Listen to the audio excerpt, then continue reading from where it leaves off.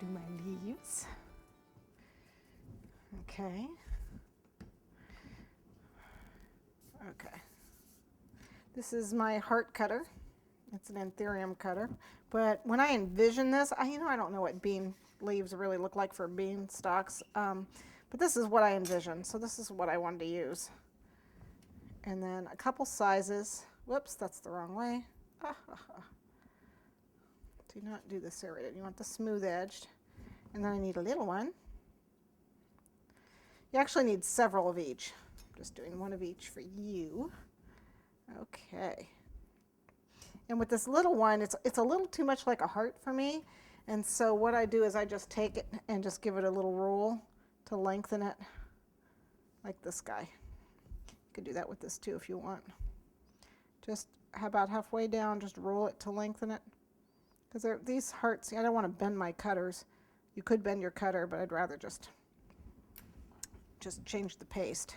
And then here's my poinsettia veiner. Again, you don't have to. You can just put them and draw veins with a toothpick.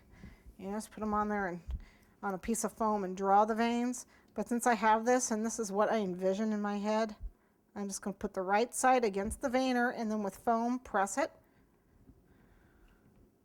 And that gives me the vein I'm envisioning. So just line it up, press it. The reason why I use the foam to press is so I don't leave my fingerprints in this, because I'm pressing pretty hard. This is a pretty thin veiner, and I don't want to have fingerprints in my guy.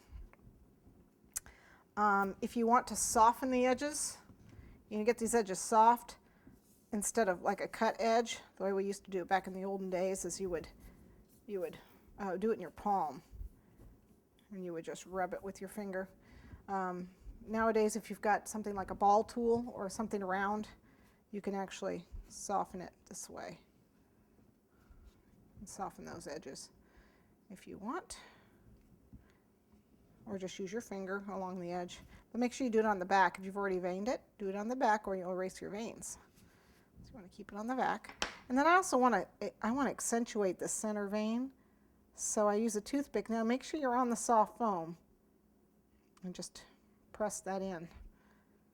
Because if you do it on something like this, you'll break it. You'll cut your fondant and you'll break it up. Okay, and then all I do is take my egg crate, because I don't want my leaf drying flat. I just take it and put it on here and let it do its thing. Just get on there and curl or whatever, do whatever.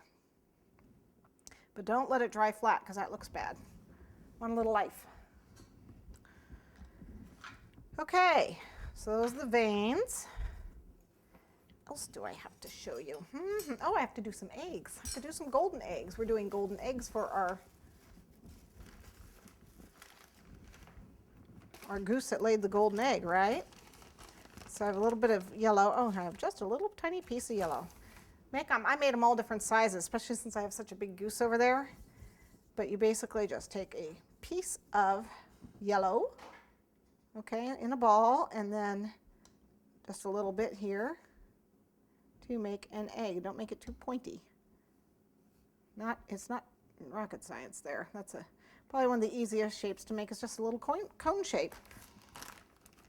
Okay, and then when that dries, we will dust it with gold. What else do we need to make? I think that's about everything. I think we can probably get our cake out and cover it with our light blue fondant. So let's do that, because I think we're ready to put it together.